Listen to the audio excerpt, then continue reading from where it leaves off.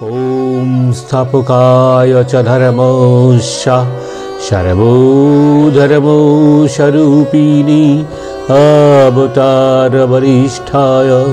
रामकृष्णाय ते नमः नमः।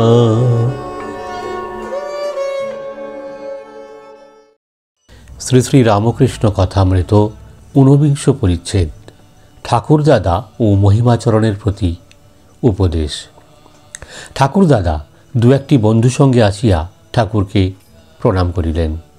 বয়স 27-28 বছর হইবে। বরাহনগরে বাস। ব্রাহ্মণ পণ্ডিতের ছেলে, কথকতা অভ্যাস করিতেছেন। সংসার ঘাড়ে পড়িয়াছে। দিনকতক বৈরাগ্য হইয়া নিরুদ্দেশ হইয়াছিলেন, এখনও সাধন ভজন করেন। ঠাকুর শ্রীরামকৃষ্ণ বললেন, তুমি কি হেঁটে আসছ? কোথায় বাড়ি? ঠাকুরদাদা বললেন, আজ্ঞা হাঁ, বরাহনগরে বাড়ি। ঠাকুর শ্রীরামকৃষ্ণ বললেন, এখানে কি দরকার ছিল? ঠাকুরদাদা উত্তর দিলেন, আজ্ঞা, আপনাকে দর্শন করতে আসা। তাঁকে ডাকি, মাঝে মাঝে অশান্তি হয় কেন? 2-5 দিন বেশ আনন্দে যায়, তারপর অশান্তি কেন? ঠাকুর শ্রীরামকৃষ্ণ বললেন, বুঝেছি, ঠিক পড়ছে না। কারিগর দাঁতে দাঁত বসিয়ে দেয়, তাহলে হয়। একটু কোথায় আটকে আছে। ঠাকুরদাদা বললেন, আজ্ঞা, এইরূপ অবস্থায় হয়েছে। শ্রীরামকৃষ্ণ বললেন, মন্ত্র নিয়েছ? ঠাকুরদাদা বললেন, আজ্ঞা, হয়েছে। ঠাকুর আবার জিজ্ঞেস করলেন, মন্ত্রে বিশ্বাস আছে? ঠাকুরদাদার বন্ধু বলিতেছেন, ইনি বেশ গান গাইতে পারেন। ঠাকুর বলিতেছেন, একটা গাও না গো। এইবার ঠাকুরের অনুরোধে ঠাকুরদাদা গাইতেছেন, প্রেমগিরি কান্দরে যোগী হয়ে রহিব, আনন্দ নির্ঝর পাশে যোগ ধ্যানে থাকিব, তত্ত্বফল আহরিয়া জ্ঞান ক্ষুধা নিবারিয়ে, বৈরাগ্য কুসুম দিয়ে শ্রীপাদপদ্ম পুজিব, মেটাতে বিরহ তৃষা কূপ জলে আর যাব না, হৃদয় করঙ্গ ভরে শান্তি বাড়ি তুলিব, কভু ভাব শৃঙ্গ পরে পদামৃত পান করে, হাসিব কাঁদিব নাচিব গাইব।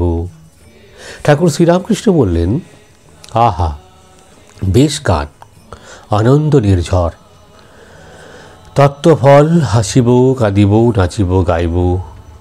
তোমার ভিতর থেকে এমন গান ভালো লাগছে, আবার কি?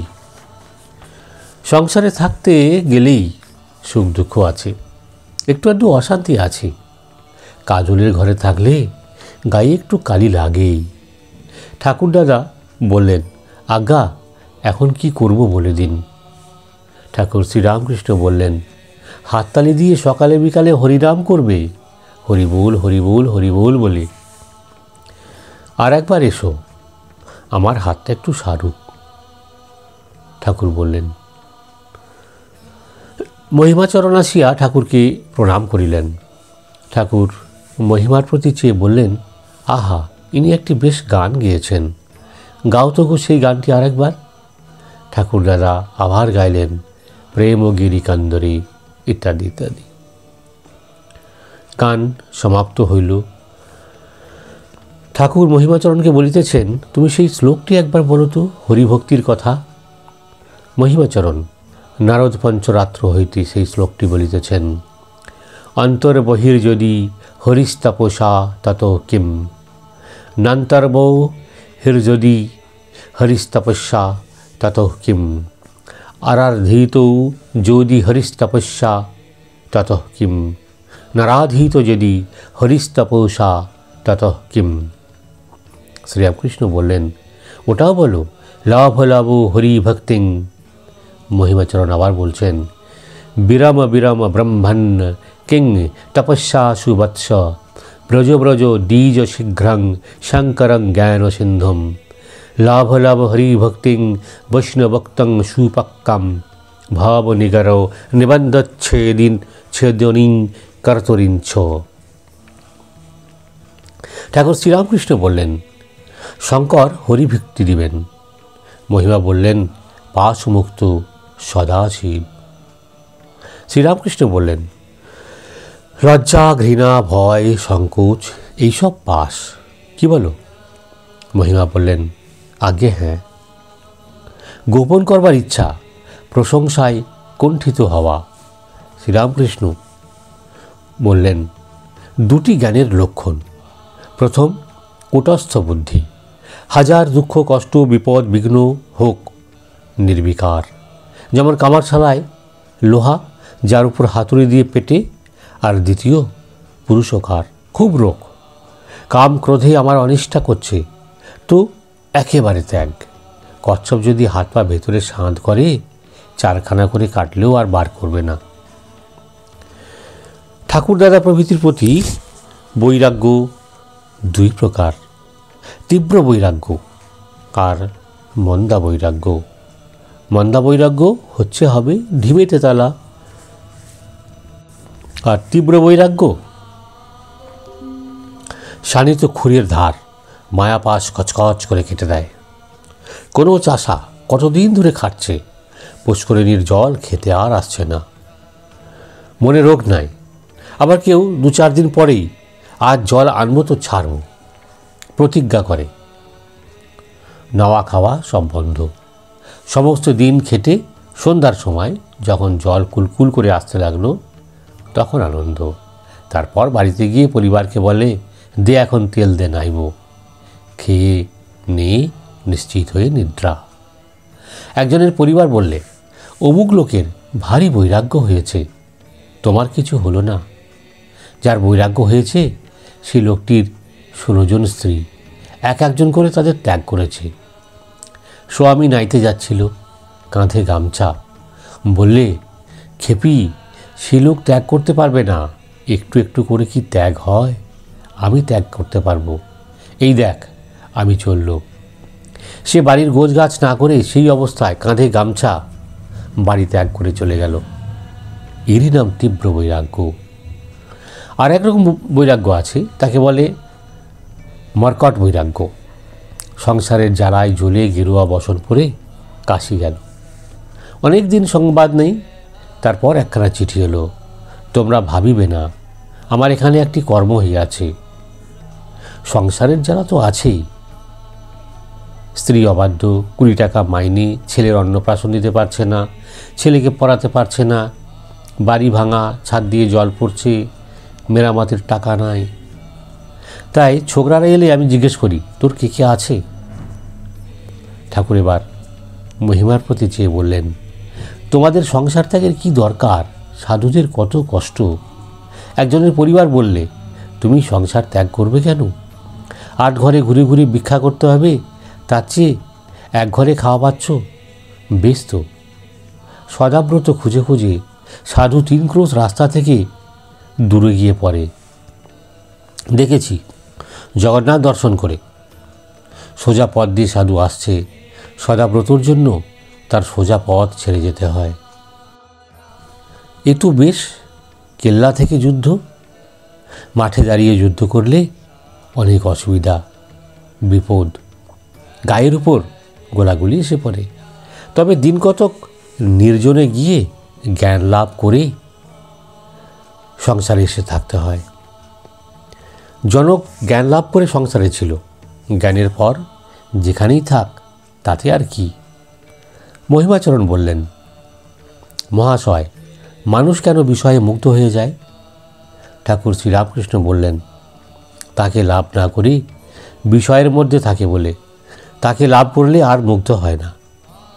বাদুলি পোকা যদি একবার আলো দেখতে পায়, তাহলে আর তার অন্ধকার ভালো লাগে না। তাকে পেতে গেলে বীর্য ধারণ করতে হয়।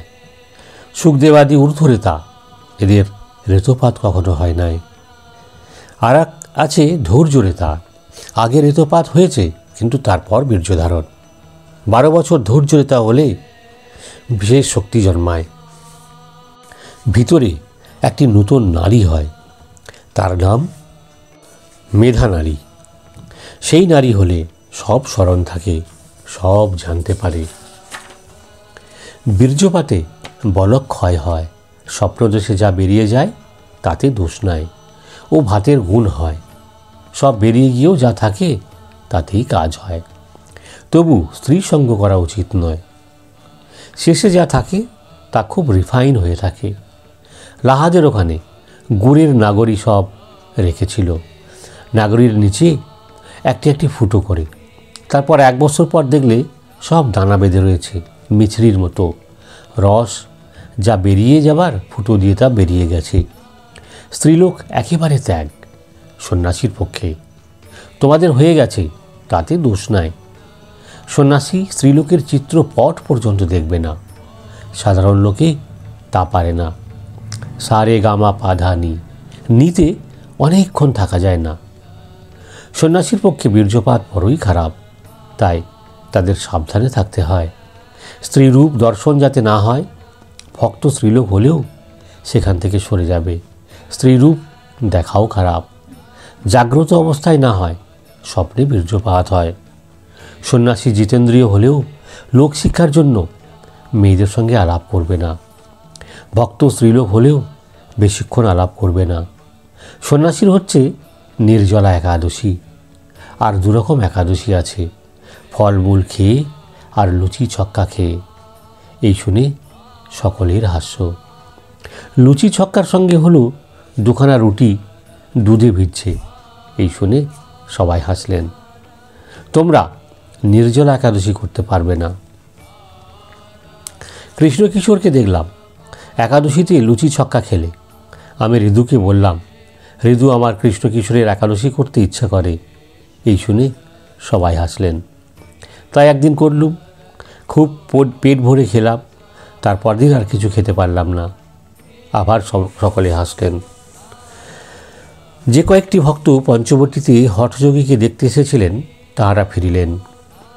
শ্রীরামকৃষ্ণ তাহাদের বলিতেছেন, কেমন গো, কিরূপ দেখলে? তোমাদের গজ দিয়ে মাপলে? ঠাকুর দেখিলেন ভক্তরা প্রায় কেহই হঠযোগীকে টাকা দিতে রাজি নয়। শ্রীরামকৃষ্ণ বললেন, সাধুকে টাকা দিতে হলেই তাকে আর ভালো লাগে না। রাজেন্দ্র মিত্র 28 টাকা মাইনে প্রয়াগে কুম্ভমেলা দেখে এসেছিল। আমি জিজ্ঞাসা করলাম, কেমন গো, মেলায় কেমন সব সাধু দেখলে? রাজেন্দ্র বললে, কই তেমন সাধু দেখতে পেলাম না। একজনকে দেখলাম বটে, কিন্তু তিনিও টাকা নেন। আমি ভাবি, যে সাধুদের কেউ টাকা পয়সা দেবে না তো তারা খাবে কি করে? এখানে পেলা দিতে হয় না, তাই সকলে আসে। আমি ভাবি, আহা, ওরা টাকা বড় ভালোবাসে, তাই নিয়েই থাকুক। ঠাকুর একটু বিশ্রাম করিতেছেন। একজন ভক্ত ছোট খাটটির উত্তর দিকে বসিয়া তাহার পদসেবা করিতেছেন। ঠাকুর ভক্তটিকে আস্তে আস্তে বলছেন, যিনি নিরাকার তিনিই সাকার। সাকার রূপও মানতে হয়। কালী রূপ চিন্তা করতে করতে সাধক কালী রূপেই দর্শন পায়। তারপরে দেখতে পায় যে সেই রূপ অখণ্ডে লীন হয়ে গেল। যিনি অখণ্ড সচ্চিদানন্দ তিনিই কালী। এভাবেই আমরা প্রতিনিয়ত শুনতে থাকব শ্রী শ্রী রামকৃষ্ণ কথামৃত। জয় রামকৃষ্ণ, জয় রামকৃষ্ণ, জয় রামকৃষ্ণ।